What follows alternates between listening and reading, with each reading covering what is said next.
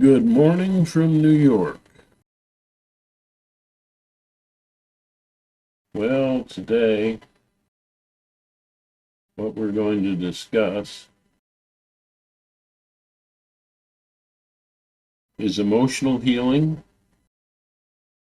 in our dreams, entangling, letting go, and new love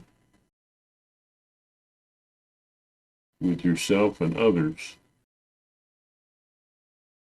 from that experience. And some words on a comparison look at inner mind communication with other forms of work that, in terms of trauma, healing, damage, faith, and love. Okay, now how do we get started with this? Well, let me go to a dream that I had, and it described how that was somewhat healing. I had a dream about, there's never anybody I've been with that I don't still love. Period. And the dream was about that. It was about letting go of a person I still love dearly, and the mother of my children, and being able to let her go after all these years apart. And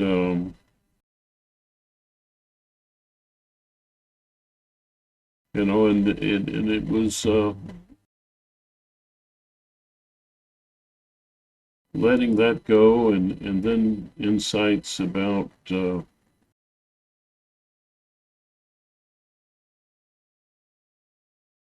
whole process of letting go. Um, and part of that process is the feelings that we have, when we separate from people, when there's a divorce or a problem. And the question is, was I not good enough? Yeah. I saw that as a theme in my life, that, I always, see myself questioning, myself, and feeling I'm not good enough. Not, it's not good enough. And in that experience, in that dream, where I was, watching myself, struggling,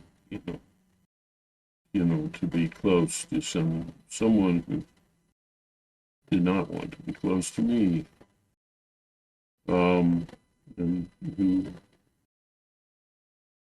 I want to get personal. And I like to talk about people in their absence. But, of course, dependent. But, yeah, that was healing to me. Realize that in some ways that happens when we raise our kids. Some point, you need to let them go. And then the question that the dream raised for me was, what are we letting go? And we're not necessarily letting go of the people. I'm not letting go of my children, but I have to let them go in terms of the relationship I had with them when they were just little kids. And now that they're grown, they're new people. And so from that insight, I saw that, this letting go thing relates to letting go of who we were in the past. You know, we're kind of attached to who we think we are, and we kind of drag um, feelings about ourselves along the way. Old achievements and old things that, ways in which we might have felt inadequate, and, and things that we failed at. It's all right to mull over things and so you can figure out what happened, uh, and move forward, and not make the same mistake. That comes from talking to your inner counselor, healing for the present, moving forward. That feeling that's stuck, that's stuck in there from the past because of trauma, um, and, uh, and the helplessness that it creates. And helplessness is itself a kind. And helplessness always relates to need because, helpless, why? To do this, to do that. Why? For this need or that need, or this desire, which is a kind of need um, that we perceive. And so, yeah, we're always letting go. You hear from the Christian philosophy that it's a veil of tears here in this world. You hear that at every funeral, one form or another. Well, existence is difficult. You're on any planet, anywhere, or any intelligent species that's able to reflect, as we do. It's going to be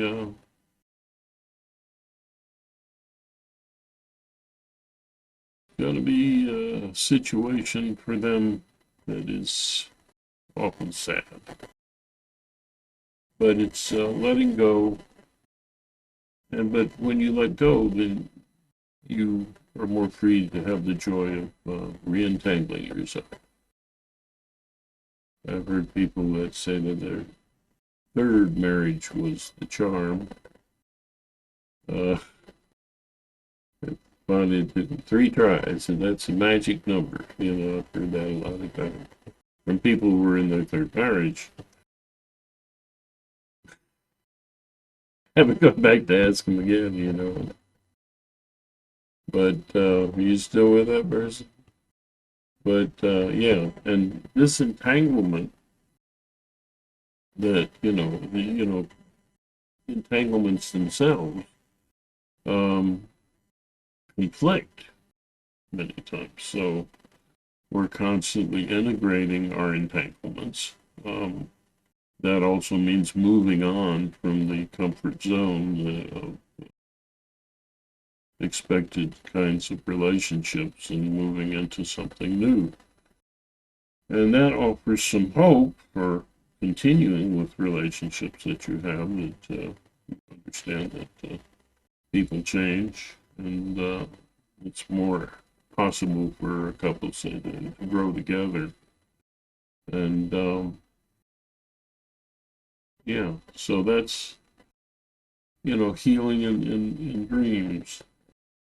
When I've noticed that that's a byproduct of inner mind communication, the distribution that I give.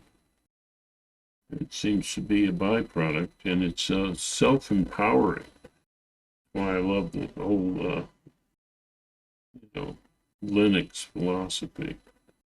It's getting into Linux is just put out, recently on a video, which I'll try to include here on Switch to Linux, is the empowerment that it gives you to have another choice other than Windows or a Mac, that you can do a lot of things with a different operating system that doesn't depend on being so darn nosy about you. Yeah, that's interesting. It's a little bit more independent, and I think trust in growing in your own comfortable independence is, that can be a helpful thing to people.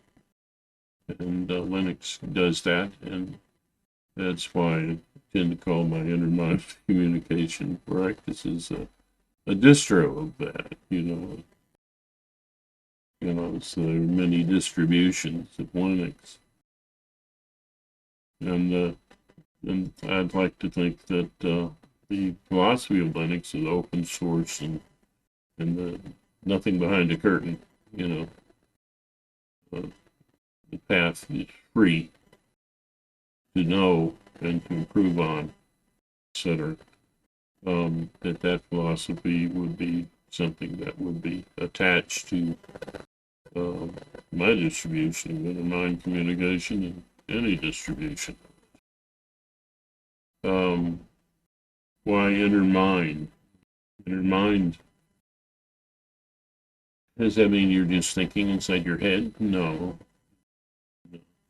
It's a connection to the needs and the feelings inside yourself.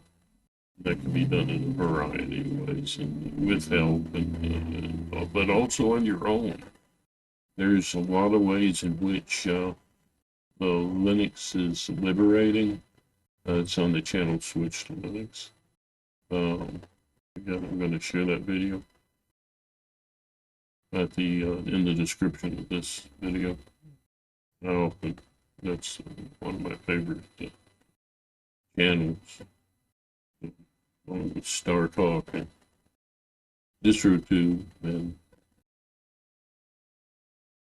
and wow, some writings by video productions by Robert Reich. So also not just your personal rational mystic, but your personal political rational mystic. I believe that we have to be involved in politics, even if we have to do it holding our nose. And because it relates to human need, and I believe that intermind communication helps with that. But it's empowering. It's something you can do yourself, and even improve on. Tailor it to yourself, and maybe share that with somebody else. Finds that approach really, really good. But there's a basic understanding with it, which I think are outlined in the 6 practices of intermind communication that I talk about. I have ways of doing those things, but there are other ways, certainly. As the Buddha says, or said,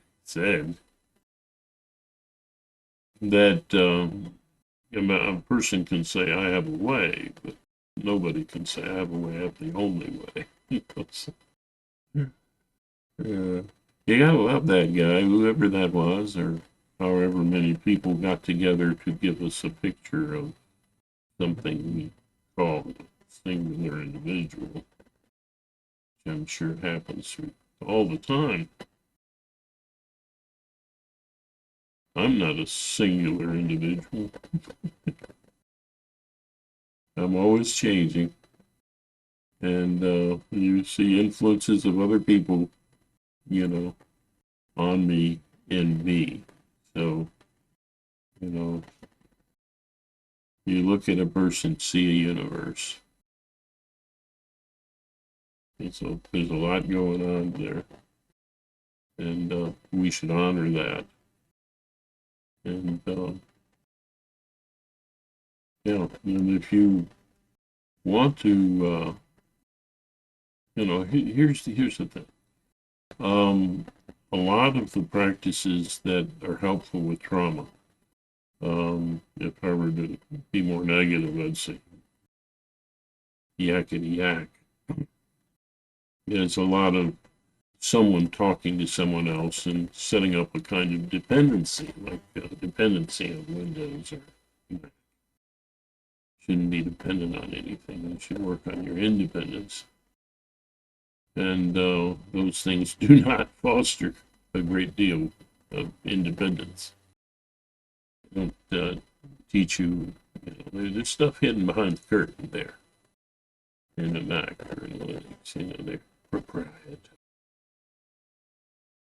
I believe in open source, which is possible. There's a place for proprietary, but know what you're dealing with. Know what the pluses and minuses are, which is the guy in Switch to Linux was pointing out in his video. So I like to say that many they have these various approaches, to healing PTSD and childhood PTSD or complex PTSD, which is basically just PTSD involved with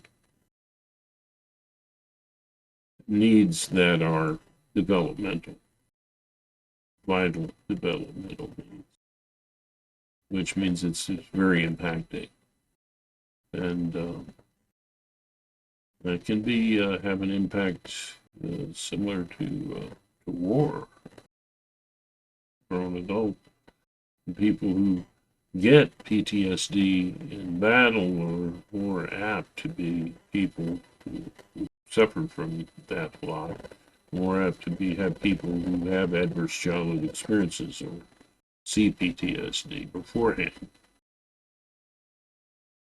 Yeah, the more you understand about these things, just under the fact that intermind communication is about, it's like a yoga that you learn and you grow in and you become independent and you can do it yourself, is the thing that really appeals to me about what I talk about and about Linux.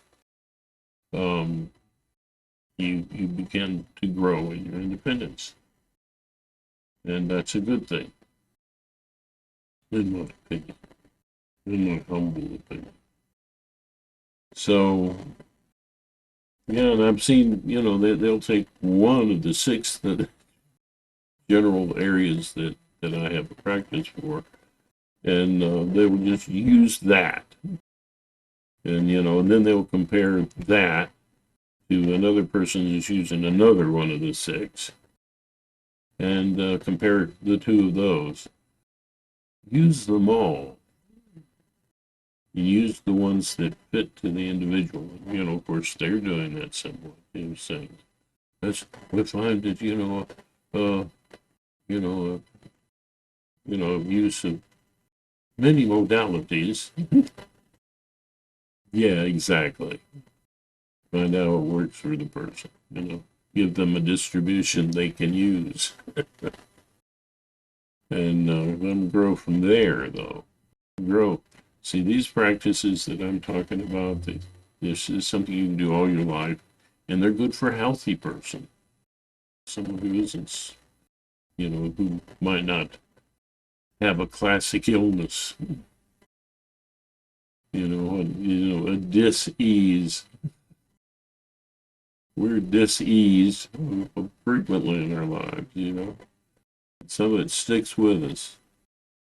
And, a lot of times a lot of that gets fairly well taken care of so that we're functioning. But with intermind communication, it's not just about how well you're functioning, it's how well you're growing in your independence and in your ability to grow trust, intelligent trust in your life.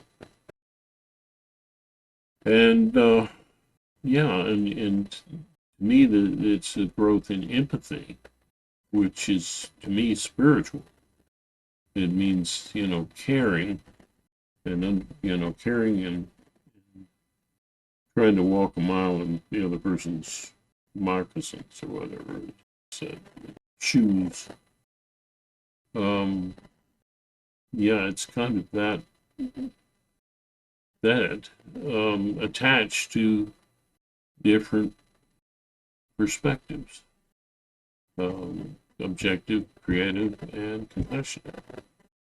I've talked before about how MAGA doesn't seem to have some of these extreme and, the angry, fearful kinds of movements and politics are apt to not have those healthy empathies functioning in their philosophy. And, when they're all grouped together, people's behavior changes when they get in a group.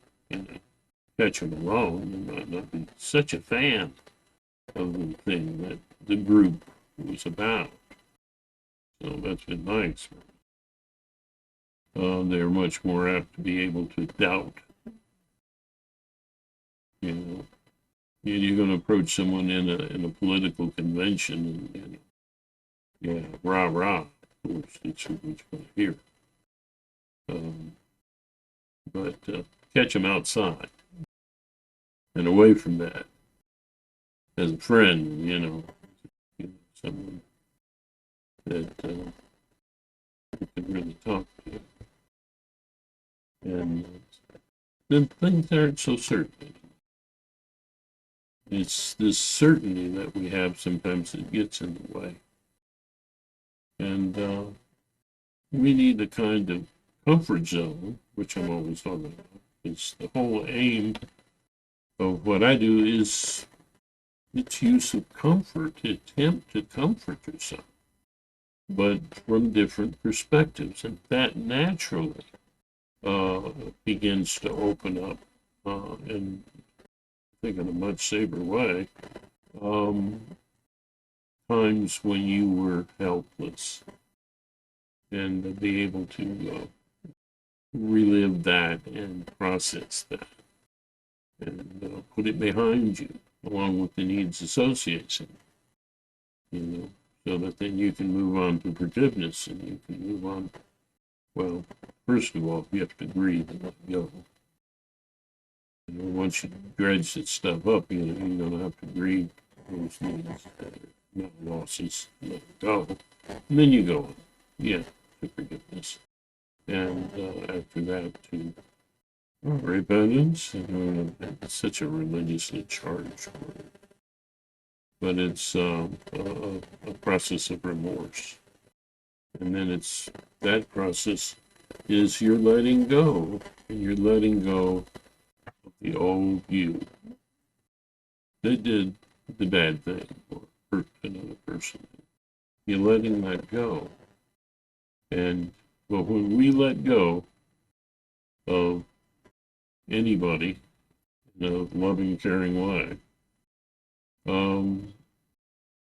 we are open to new love, even with that person, and even with ourselves. And so with that, I'm going to close this presentation. I hope that it's been of value to you. And I use the word namaste, which if you've been listening to my videos, you know what it is, but a lot of times it's for people to see my stuff. First time. Yeah. So, please, by the way, like and share and comment and give a thumbs up or a thumbs down. It helps to grow the philosophy and expand it, and maybe change it for the better. Who knows? You might be the genius. You don't know it, And I would appreciate, that you might even subscribe. So, you can carry on conversations with me in the text, which I do try to answer. Now that there are so few people, I might be the only one responding. But hopefully, that will be something that could be fun for you, enjoyable for you. And I'm back to saying goodbye and letting go this day with you. And you do that by honoring the love flow potential in you, the universe in you, and the universe, same universe in each of us.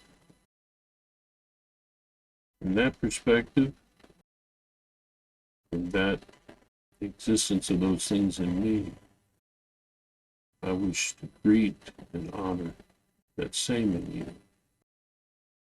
That's what this means. Namaste. And have a good day, y'all.